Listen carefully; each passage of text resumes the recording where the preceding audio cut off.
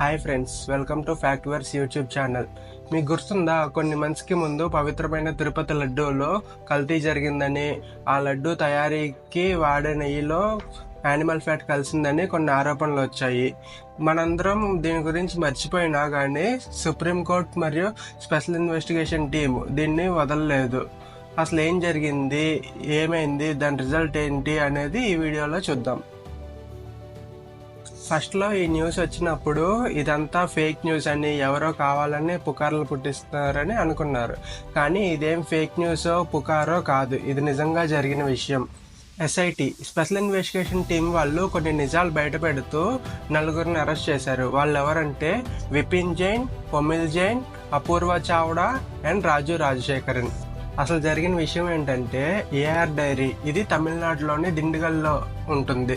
వీళ్ళు fake documents and fake seals పెట్టి tender దక్కించుకున్నారు. దేనికి టెండర్? తిరుపతి లడ్డు తయారీకి కావాల్సిన గీ వీళ్ళు ప్రొడ్యూస్ చేస్తాము అని గీ ప్రొడ్యూస్ చేయడానికి టెండర్ దక్కించుకున్నారు. లడ్డు ప్రిపేర్ చేయడానికి కావాల్సినంత గీ వీళ్ళు ప్రొడ్యూస్ చేసే కెపాసిటీ లేకపోయినా కానీ ఉంది అని టెండర్ దక్కించుకున్నారు. టీటీడీ వాళ్ళు ఏఆర్ డైరీకి ఇన్స్పెక్షన్కి వెళ్ళినప్పుడు కూడా వాళ్ళ అఫీషియల్స్కి, అంటే టీటీడీ అఫీషియల్స్కి మనీ ఇచ్చి మేనేజ్ చేసి రిపోర్టు వాళ్ళకి ఫేవరబుల్గా వచ్చేటట్టుగా రాపించుకున్నారు.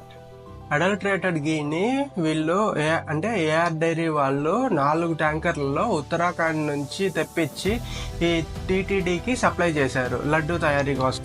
లడ్డు తయారీకి వాడిన గీ క్వాలిటీ మీద డౌట్ ఉండడంతో ఆ 4 ట్యాంకర్లని గుజరాత్కి టెస్ట్కి పంపించారు.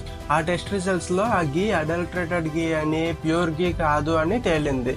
అందుకని వీళ్ళు ఆ ట్రక్స్ని సప్లయర్ దగ్గరకు పంపించారు. సప్లయర్ అంటే ఎవరు ఇక్కడ? AR Dairy. అంటే లెక్క ప్రకారం వాళ్ళు ఆ ట్రక్స్ ఏఆర్ డైరీకి వెళ్ళాలి, కానీ ఆ ట్రక్స్ ఏఆర్ డైరీకి వెళ్ళలేదు. శ్రీకాళహస్తిలో ఉన్న వైష్ణవి డైరీ ఫామ్కి వెళ్ళాయి. ఇక్కడే అసలు గేమ్ మొదలైంది. ఆ ట్రక్స్ని సప్లయర్ దగ్గరకు పంపించారు. సప్లయర్ అంటే ఎవరు? AR dairy. ఏఆర్ డైరీ అక్కడ ఉంది, దిండిగల్లో ఉంది. అంటే అవి దిండిగల్కి వెళ్ళాలి, కానీ అవి దిండిగల్కి వెళ్ళలేదు. శ్రీకాళహస్తిలో ఉన్న వైష్ణవి డైరీ దగ్గరికి వెళ్ళాయి. ఇక్కడ ట్విస్ట్ ఏంటంటే, వైష్ణవి డైరీ కూడా టీటీడీకి అడల్ట్రేటెడ్ గీ సప్లై చేసింది. ఈ వైష్ణవి డైరీకి కూడా అడల్ట్రేటెడ్ గీ వచ్చింది ఉత్తరాఖండ్లో ఉన్న భోలేబాబా డైరీ ఫామ్ నుంచే. ఉత్తరాఖండ్లో ఉన్న ఈ భోలేబాబా డైరీనే మెయిన్ సోర్స్. దీనికి అడల్ట్రేటెడ్ గీని ఏఆర్ డైరీకి మళ్ళీ వైష్ణవి డైరీకి పంపించడానికి 2019 నుంచి 2021 దాకా ఈ భోలేబాబా డైరీ వాళ్ళు తిరుమలకి గీ సప్లై చేశారు. 2021లో వాళ్ళ టెండర్ క్యాన్సిల్ అయింది. అయినా కూడా వైష్ణవి డైరీ హెల్ప్తో సేమ్ గీని వాళ్ళు తిరుమలకి సప్లై చేశారు. 2021 తర్వాత టెండర్ వైష్ణవి డైరీ మరియు ఏఆర్ డైరీకి వెళ్ళినా కూడా ఆ గీని ప్రొడ్యూస్ చేసింది మాత్రం భోలేబాబా డైరీ ఫార్మ్సే. ఏఆర్ డైరీ వల్ల యాక్చువల్ ప్రొడక్షన్ వచ్చేసి 945.6 మెట్రిక్ టన్స్ మాత్రమే. కానీ వీళ్ళు డాక్యుమెంట్స్లో 3072 మెట్రిక్ టన్స్ ప్రొడ్యూస్ చేస్తామని చెప్పారు. టెండర్లో ఫేక్ డాక్యుమెంట్స్ పెట్టినా, ఫోర్జరీలు చేసినా కానీ అప్పటి టీటీడీ హెడ్స్ మరియు గవర్నమెంట్ ఎలాంటి యాక్షన్ తీసుకోలేదు. ఏఆర్ డైరీ, వైష్ణవి డైరీ మరియు భోలేబాబా డైరీల మధ్య సంబంధాన్ని ఎస్ఐటి అంటే స్పెషల్ ఇన్వెస్టిగేషన్ టీం వాళ్ళు ఆధారాలతో సహా బయటపెట్టారు. వైష్ణవి డైరీ మరియు భోలేబాబా డైరీ వాళ్ళు వాళ్ళ నేమ్స్తో కూడా అడల్ట్రేటెడ్ గీని తిరుమలకి సప్లై చేస్తున్నందుకు ఏఆర్ డైరీ వాళ్ళకి కేజీకి ₹2.75 నుంచి ₹3 వరకు కమిషన్ ఇస్తున్నట్లు సీక్రెట్ అగ్రిమెంట్ కూడా చేసుకున్నారు.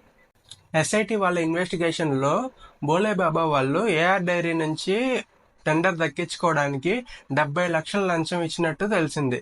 అంతేకాకుండా ఏఆర్ డైరీ వాళ్ళు టెండర్ కోసం కట్టిన 51 లక్షల డిపాజిట్ అమౌంట్ కూడా ఈ భోలేబాబా డైరీ వాళ్ళే ఇచ్చినట్లు ఆధారాలు బయటకు వచ్చాయి. ఈ ఎస్ఐటి వాళ్ళు ఈ డైరీ ఫార్మ్స్ అందరి మీద కేసెస్ రిజిస్టర్ చేశారు. ఏ సెక్షన్లు అంటే 274, 275, 316/5, 318/3, 299, 336, 61/2, 340/2. ఈ వీడియోకి ఇంతే ఫ్రెండ్స్. ఈ వీడియో మీకు ఎట్లా అనిపించిందో కామెంట్ చేయండి. వీడియో నచ్చితే లైక్ చేసి నా ఛానల్ని సబ్స్క్రైబ్ చేసుకోండి. నెక్స్ట్ వీడియోలో కలుద్దాం.